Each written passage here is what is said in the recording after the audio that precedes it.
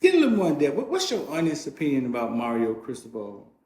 Man, I like that dude. When he talks in the team meeting, like, you can hear the passion in his voice. Like, I'll be sitting there looking at him like, man, I respect this dude. Yeah. You can tell he's been a part of championship organization. Yeah.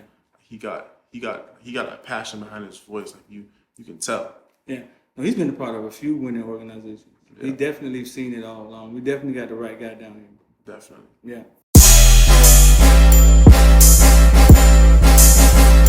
Welcome to South Florida. Yeah.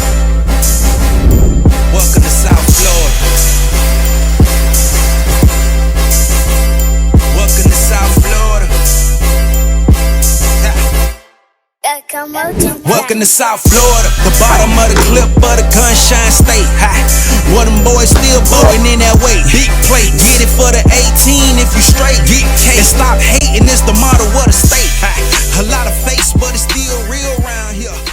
Alright, man, we back, man. This thing Caneville, with big man Akheem Mesidor, out of West Virginia. He's in Miami now, man. Came down here to help us with the D-line where we needed some help at. What's going on, bro?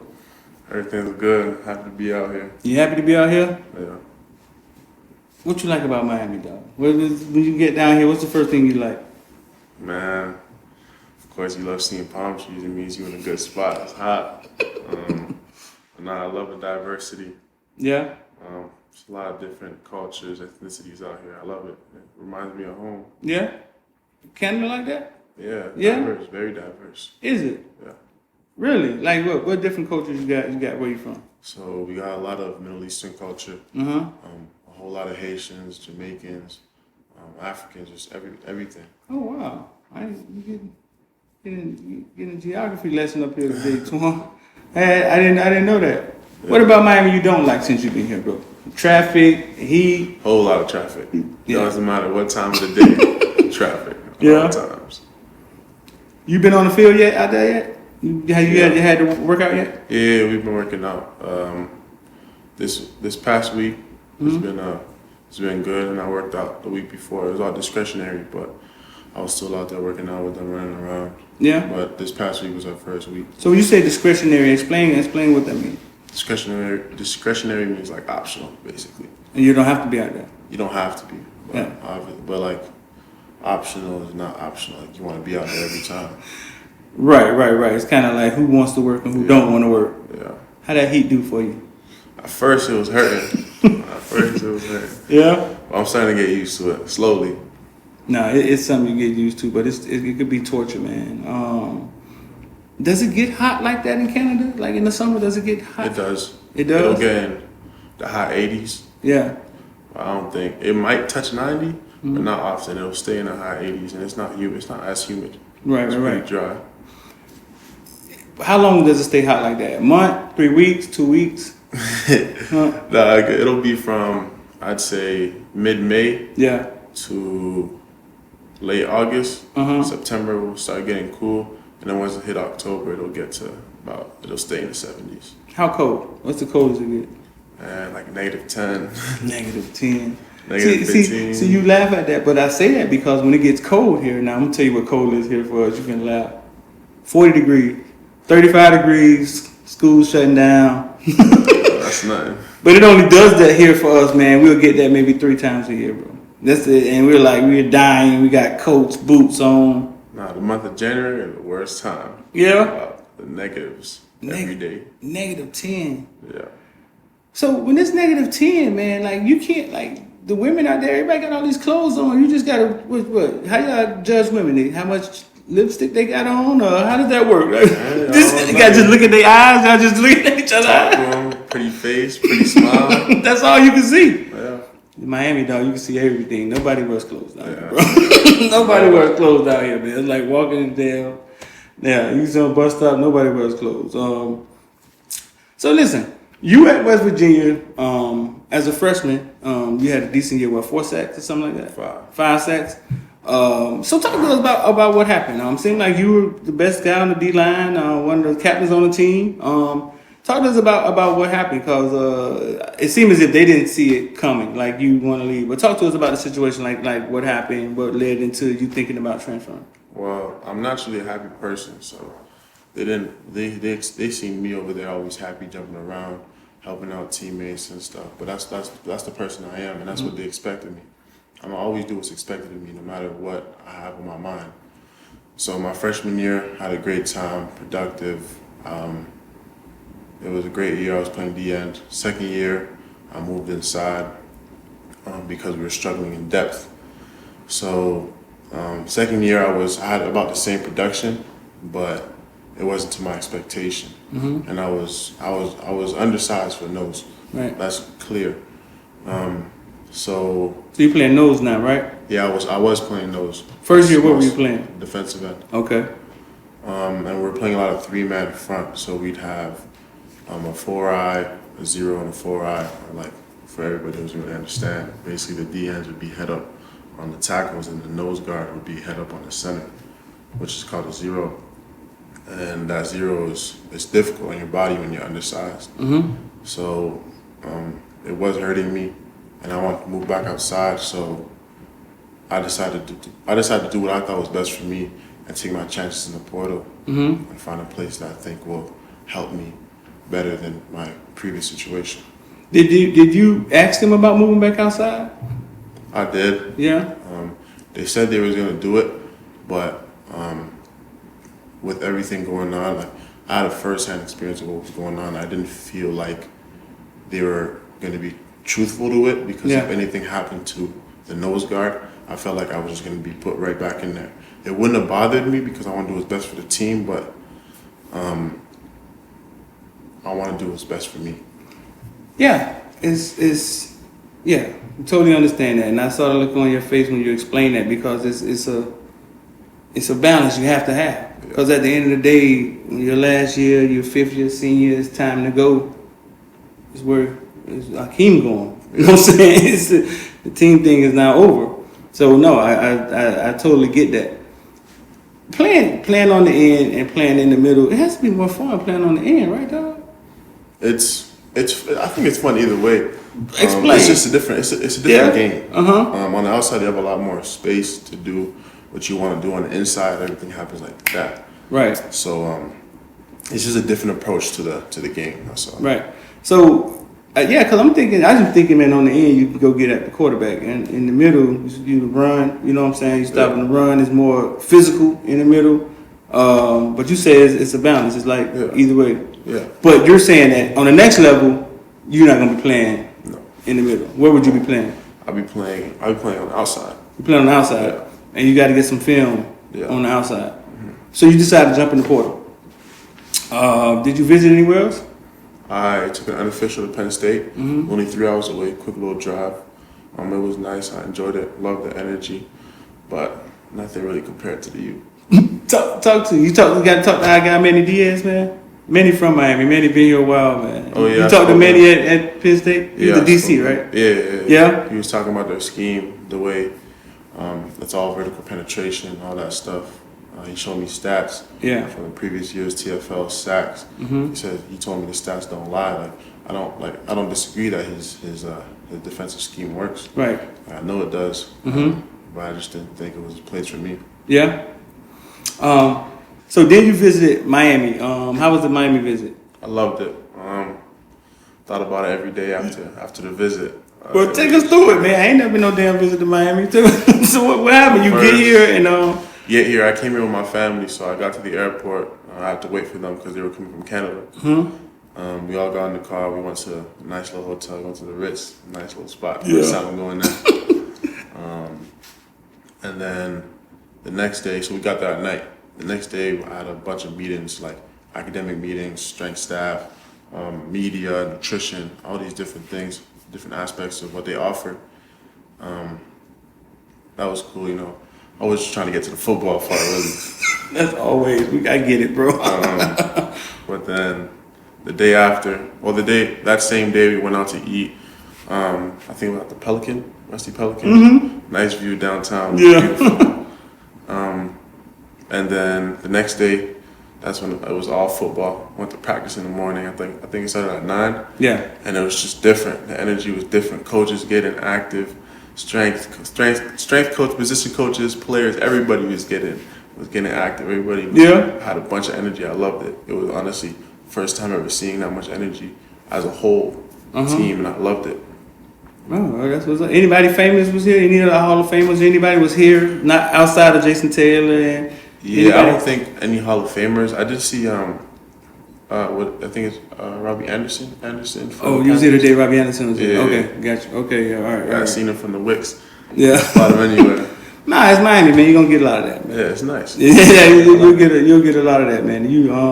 So did you sit down with Mario? Yeah. Yeah. How was that? How was the meeting with Mario? What do you? Me, Coach Cristobal, my mom, just had a little conversation about what they need as a team, what I would offer to them as what they would offer to me, and then just saying that they think I'd be a great fit for the defense. Yeah. And you were thinking what? Was you thinking that he was just selling you on something? You was thinking that? Now you could tell by his demeanor. Yeah. Like like behind his voice is just more than just him talking. You can tell. Yeah. And I felt it. Really? No, we really could use you though. I'm surprised he didn't just start begging. Like no. We really could use you. We've had some DNs go to the league. I know they talked about all of that. You know what I'm saying? We had Russo and we had Phillips, first rounders. But a lot of times after that happens, you gotta kind of rebuild. You gotta rebuild. Right. So we kind of So you coming in at a good time on that. Any other coaches impact you on your visit, bro? Anybody else had any impact? So I got recruited by Coach Wright, DN coach. Really nice guy. Yeah. Great guy. We spoke a lot. We talked football. We were in the film room for a little bit. I was asking about the defensive scheme, where he sees me in the scheme. And then Adai he recruited me at West Virginia. Oh, Adai recruited you at West Virginia? Yeah, we already had a great relationship. So it was nice to see a familiar face out here. Yeah. Talk to us about Adai, man. We've heard a lot about him. Talk to us about Adai. He's great. He's genuine. Yeah. Like he really feels like it's family. He's a great guy recruiting me at West Virginia. He recruited you out of high school. Yeah. Yeah. My mom loves it. My mom loves him. I mean, he's a family person. Yeah. Great dude. And so when I hit the portal, he helped with the recruiting as well. And then it feels like family. Yeah. So let's go back. Let's go back to you in high school. Canada isn't really known for football like that. School me if I'm wrong. So Canada, I think in Canada, football I would say it's popular. Yeah. I would just say it's not as funded as it is in America. Okay. So you can't get a full ride scholarship in Canada. Right. It's only a partial scholarship. So that's what I'm saying. Like even to college, you said you went to college. In college in Canada, it's only partial. You can't get a full ride. That's why I'm saying it's not as funded. That's why I wouldn't say it's as popular as it is here. But we got ballers in Canada. You can see I'm from Canada. We got a bunch of guys. We got Jesse from Canada. Jesse Canada, he's in the league now. Yeah. My cousin Luigi. They got Neville Gallimore. A bunch of guys from Canada. Yeah. Eli Anku. We got some guys in the league. It's harder to get noticed because coaches out here don't really take any football as serious. Okay, so any other sports are fully funded in Canada? What's the main sport in Canada? Hockey? People think it's hockey. It's hockey, lacrosse, something like that. Oh, it is hockey and lacrosse? Yeah. Lacrosse is growing down here too, bro. Yeah. But are they fully funded with scholarships? I don't think so. No? Hockey's very expensive, what I heard of. It is? Yeah. Yeah. Yeah, when we think Canada, the first thing we think of is hockey. Yeah, because it's cold. So listen, you had to be damn good, you know what I'm saying, to get recruited. Because how many offers did you have coming out of high school? About in the high 20s. 20 offers? Yeah. So you had to be damn good. What was your high school career like? What was your stats like? My high school career was different, a lot different than most people. I think I went to 7 different high schools, all just for football. It was all for that one purpose, to come play collegiate football out here. I went to French school. I went to French school half of my life, so I speak French. Yeah. But then I started going to English schools because I wanted to get used to just writing in English, reading in English, because there's no French schools out here in America. So I went to multiple different high schools. My junior year, I went to like a prep school in Canada, which played in Ohio. Yeah. So every weekend we drive to Ohio, long trips, about 8 hours every weekend. Who was doing this? Your mom or your dad? Like, who had you? You know what I'm saying? Who was so focused It was on football? my coach from back home. My mom loves football, but she doesn't really understand it. Yeah. She's just my biggest supporter. Your coach was pushing But it. yeah, my coach from back home, he has a training program. Yeah. For the off season. He's helped multiple guys go D1. Yeah. So he's helped me with that. He put me in different schools just to help me get to where I'm at now. So I came down here to Florida in 2017, 2016. Mm-hmm. So with the hopes of playing football down here, but it didn't happen. It didn't happen the way it was supposed to or the way I wanted to. Yeah. So I went to a prep school in Canada, which we drove to Ohio, played every weekend in Ohio. Yeah. And then I had friends who played in Clearwater, Florida. So they talked to their coach. In Canada, we have a similar, y'all have 24/7 sports. Yeah. We have CFC 100, so it's basically Canadian Football Chat. Yeah. 100 is the top 100 players. And I think I was top 5 on that list. So he told his coach about me. Coach recruited me to come down. Played in Clearwater for a year. That's when my recruitment blew up. Mm-hmm. And then I chose to go to West Virginia. Yeah.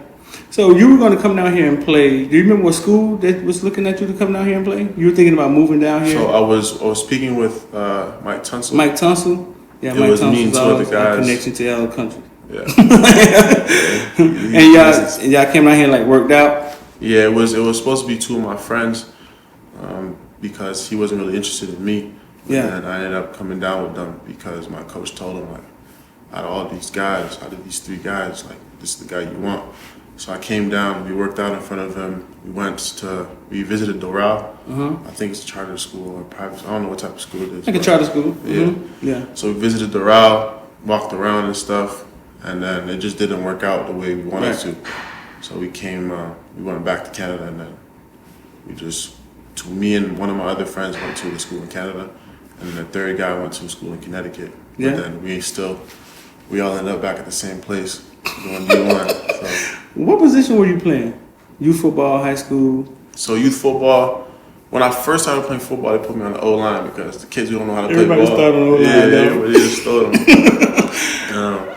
But then I was about to quit. I'm like, nah, this is not for me. I don't like playing O-line. And then my mom told him, just switch him to the defense. Yeah. Went on defense. I still didn't know what I was doing.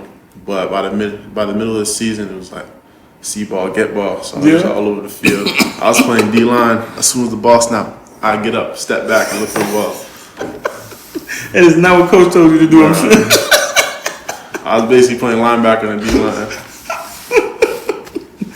And that was working for you though? Yeah. But you were naturally fast? Yeah, I could go sideline to sideline. I probably wasn't the fastest, but I didn't stop running after the ball. I got a motor. Yeah. So you end up excelling where? Linebacker. So I went D-line, backed up to linebacker, running back, quarterback, back on defense. And then by the time I got to about 14 years old, we could play on both sides. So I played receiver. I played D-line, linebacker, safety, all that. Everything. Yeah. It's weird now to hear you talk about Canada. Like I told you, this started with FOOTBALLVILLE, youth football. People used to contact me from Canada. Now that you bring this up and it makes sense, and they used to say what you're saying. Hey, listen, man. I remember they had a kid. It was a running back. I can't remember his name. It'd be weird if it was you, bro. But it had a kid in there, and he was telling me that they don't get the same. You got ballers over here, but if FOOTBALLVILLE could cover Canada, that the people could see the same story that you're telling me. Now this was years ago though, but now it's coming back to me now that I hear you talk about it, man. People used to contact me from Canada all the time, man. I remember there was one guy. I'm gonna go back and look and see what his name was. But yeah, no, what you're saying makes sense. So linebacker, and then you end up. So you was recruited at what? So I was playing linebacker in middle school, early high school. Yeah. I was going to camps for linebacker. I went to Sound Body in Detroit.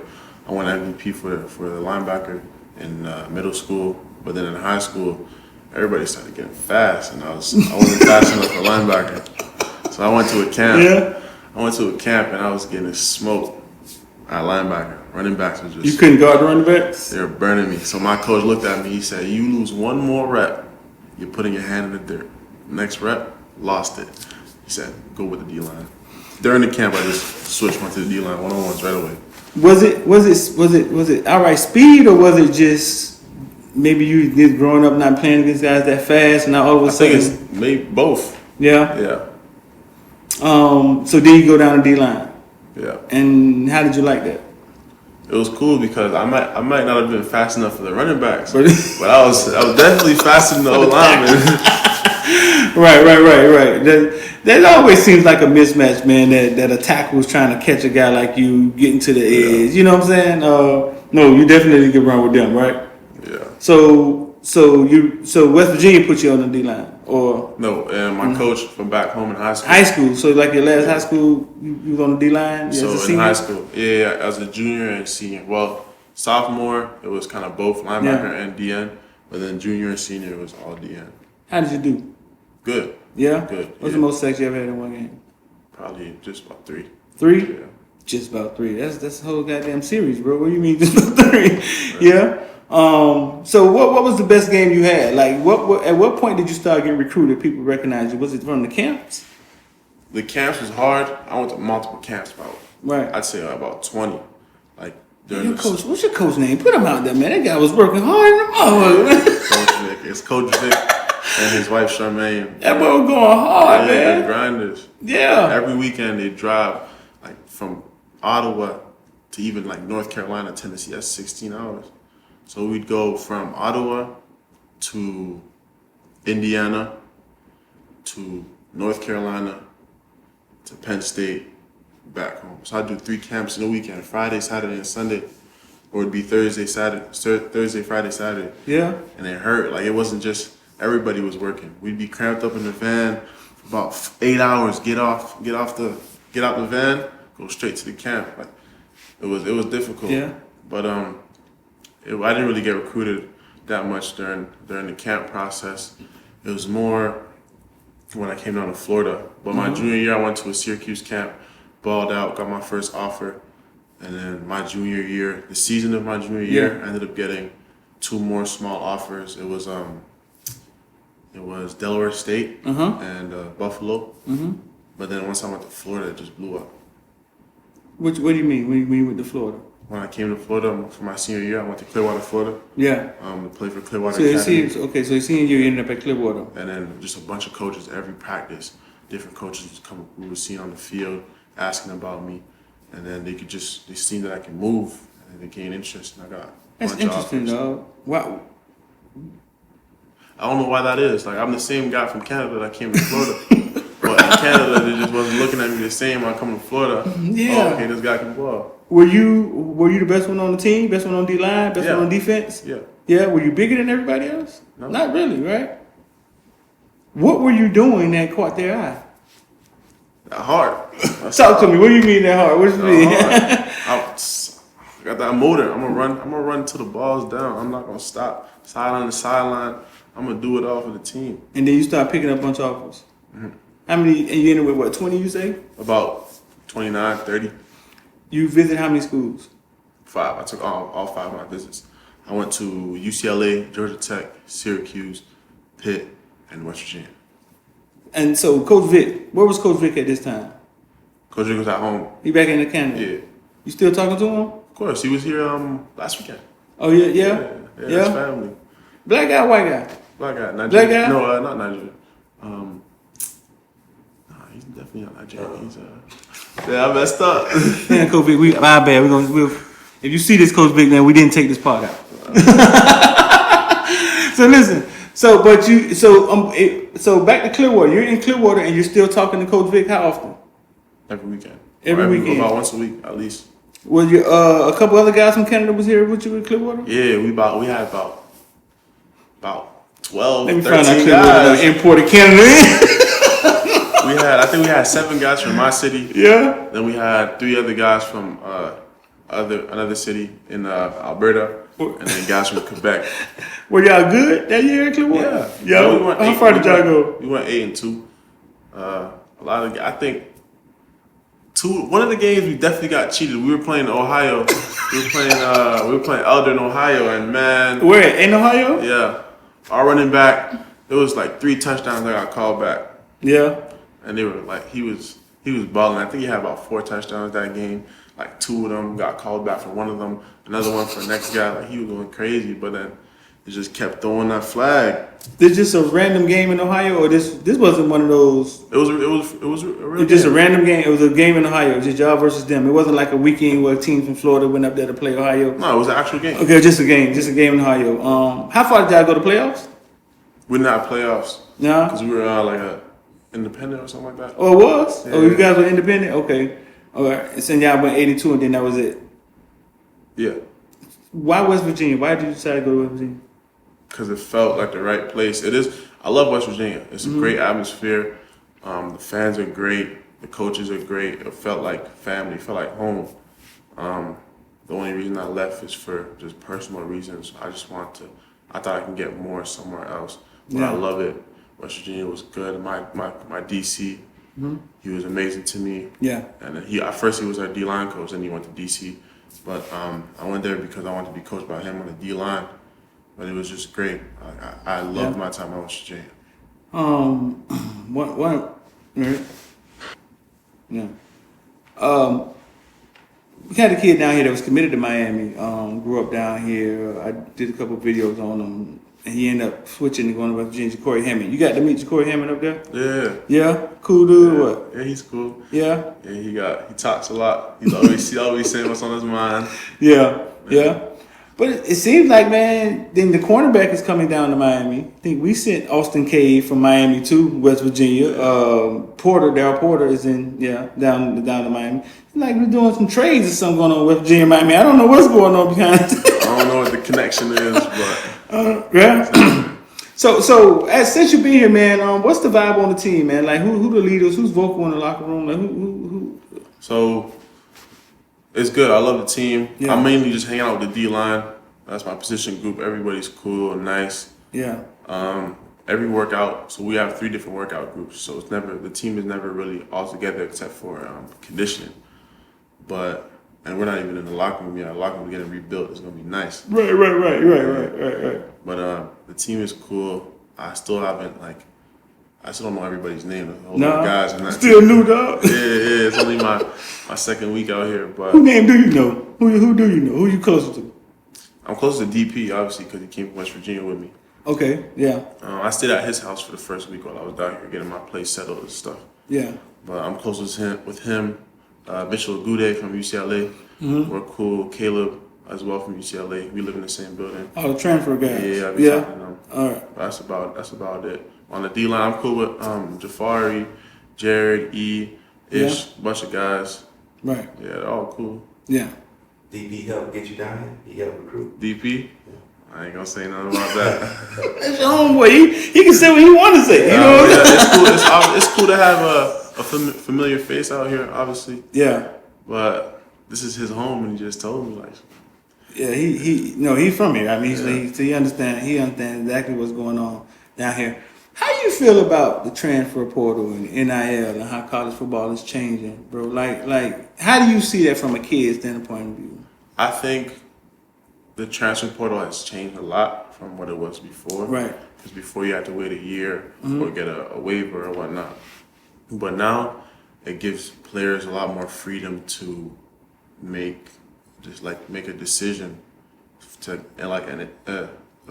impact the future, basically. Right. So if they're not liking their current situations, they have that one time that they can go somewhere else and take that risk to see if they can do better or get better. Obviously, the NIL part of it is a game changer. Yeah.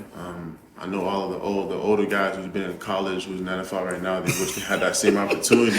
Yeah. Everybody was fighting for it, and Right. it finally happened. And I think it relieves stress because as a college student, as a college student who's also has to go to workouts every day, who's a full-time athlete and a full-time student, Right. the last thing you want to worry about is finances. Yeah. Like, oh man, so 6 a.m. practice, then you got class, and you got tutoring, all that stuff, and now it's 7 o'clock at night. Do you want to worry about money? Nah.